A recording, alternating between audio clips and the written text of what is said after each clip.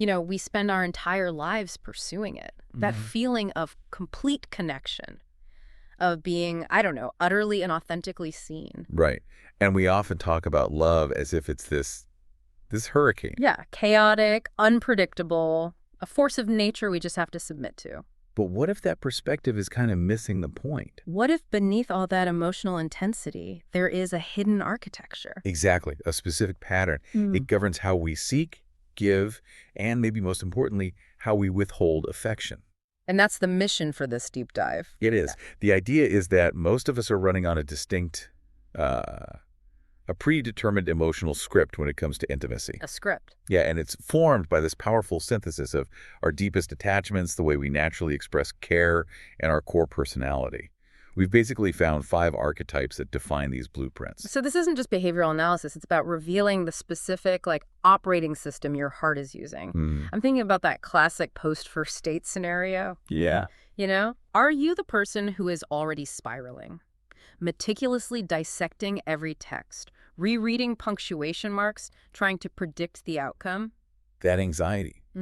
It points to a really deep-seated need for control, for reassurance. Or are you the person who genuinely enjoyed the date, but you're just not in a rush? You're happy to let it unfold naturally. Right, without any frantic attempts to speed up the timeline. That difference right there, anxiety versus calm, it immediately tells you which script your heart is following. And that script, as you said, it's built on 3 essential things. Yeah. Your attachment style, which is your fundamental sense of safety. Your love language, which is how you try to show you care. And then there's the bigger philosophical approach, the Greek concepts like agape or eros. You weave those 3 together. And you get your emotional blueprint. That's it. So let's unpack that blueprint now. Yeah. Because before we can even meet the 5 archetypes, we have to understand the emotional landscape they live in.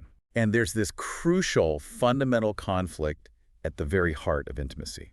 There's the difference between what we crave and what we instinctively fear. This push-pull dynamic is why relationships are so difficult, isn't it? It's everything. If you look at the cravings, they point to completely different goals. Some people desperately crave that feeling of being needed. Their satisfaction comes from, supporting their partner. While others are just chasing pure passion, the chemistry. If the fireworks stop, they really assume the love is gone. And then you have the third group whose deepest craving is just consistency, quiet companionship. A steady presence. The key thing here is that none of these are better or worse. Right. But they absolutely determine who you're attracted to and, more importantly, what you will fight to keep. And the fears often directly mirror those cravings. They do. If you seek passion, you might fear that slow, comfortable love. You're afraid of feeling trapped, losing your independence. But the biggest fear, the one that showed up again and again, is this vulnerability paradox. The vulnerability paradox. Yeah. So it's the fear of being left or rejected after you have shown your real, unedited self. You take that huge risk of being seen. And if the partner walks away, the pain just validates that instinct to protect yourself. And you can see the pattern show up right in that moment of exposure. When someone truly sees you, the defenses just activate in these predictable ways. So what happens then?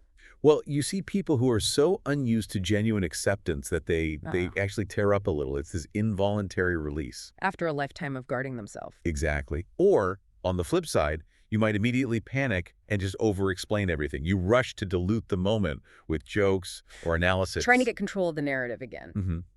And the most defensive response is feeling exposed and immediately trying to pivot. Maybe you change the subject or you criticize your partner. Or even pick a fight just to slam the door shut after leaving it open for a split second. And these aren't conscious choices. There are these deep-seated emotional truths we all carry. Understanding that instinct to self-protect brings us right to the 5 scripts. So we can map these reactions onto the archetypes. Yes, but combining those 3 core building blocks. All right, let's start at the beginning of the scoring range, though. 1 to 10 points. The giver, the selfless soul. The giver. They're anchored in anxious attachment. Their love language is acts of service. And they are the absolute representation of agape, that selfless love. Empathetic, nurturing, incredibly loyal, the emotional support system in any relationship. But their core struggle is so insidious because it starts from a good place. They confuse being needed with being loved. They believe their worth is tied to their utility. They will overextend endlessly cooking, doing favors, running errands, and feel deeply fulfilled by it. But the key insight here is that they often become resentful because they're giving from a place of fear. Fear of what? The fear that if they stop performing, they'll be abandoned. So when a partner is just having a quiet wick, the giver starts to spiral. They see the silence as proof of their own failure. Wow.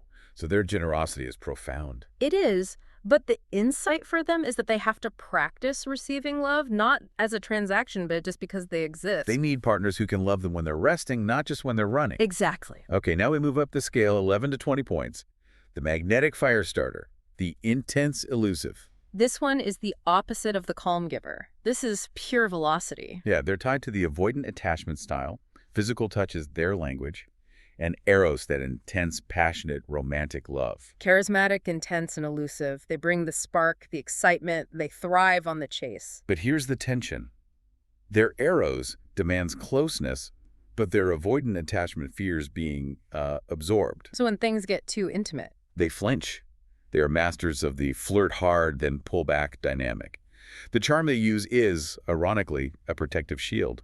so if the fire starter is so afraid of being fully known, does focusing on physical touch actually make that fear worse?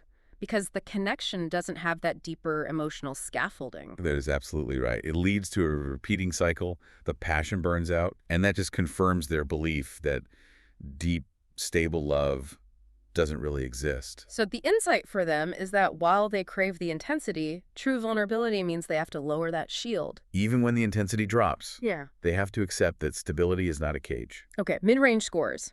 21 to 30 points. This is the steady soul, the anchor, the secure ideal. They have secure attachment, they prefer quality time, and they really embody storage, which is that slow, stable, friendship-based love. They're the loyal, thoughtful people we build a life with. Their strength is calmness and dependability. Love for them is about safety, not high drama. They're the benchmark, really.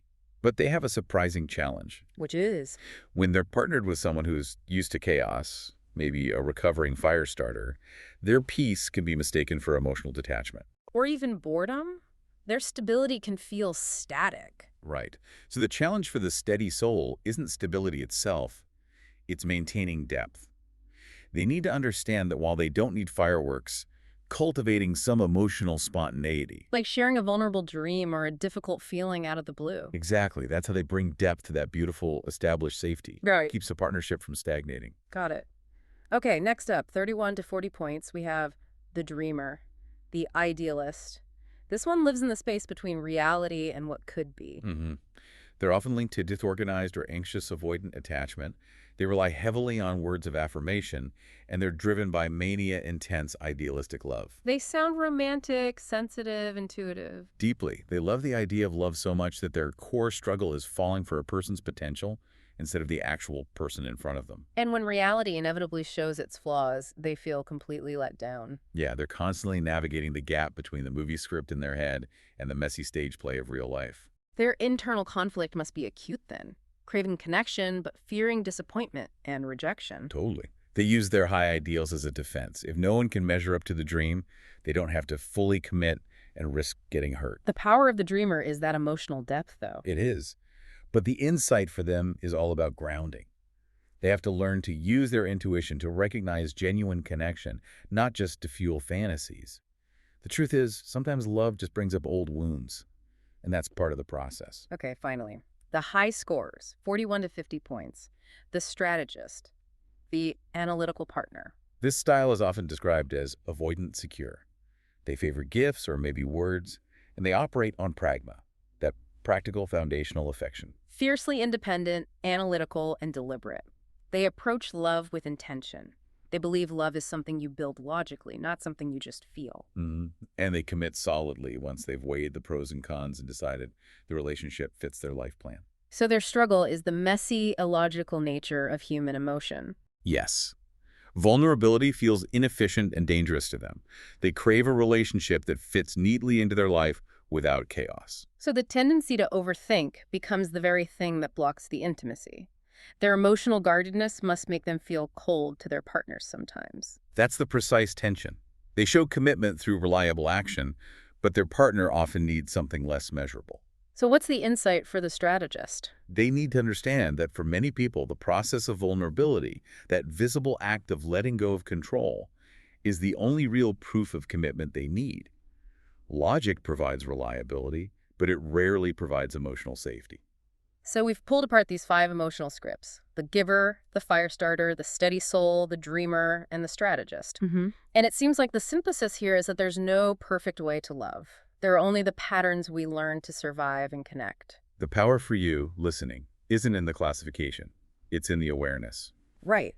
Once you recognize which pattern dominates your behavior, whether you lead with service or intensity or stability or logic, you gain the ability to choose how you respond. You can stop just reacting on instinct. You stop confusing your emotional instinct with your relationship's best practice. Which brings us back to that truth we uncovered earlier. Logic can't protect you from heartbreak. No, Your greatest defense mechanism is also your greatest obstacle to true connection. exactly. Our instinct is to self-protect. But if the goal is connection, we have to face the reality that vulnerability is the only path forward, even if it contradicts the deepest, most carefully constructed walls of our inner architecture. So we'll leave you with this final provocative thought. Knowing your blueprint now and recognizing the pattern you need to break to truly grow, what is the single greatest act of emotional spontaneity or vulnerability you need to practice this week? Think about it, because that is where the architecture of your heart begins to change.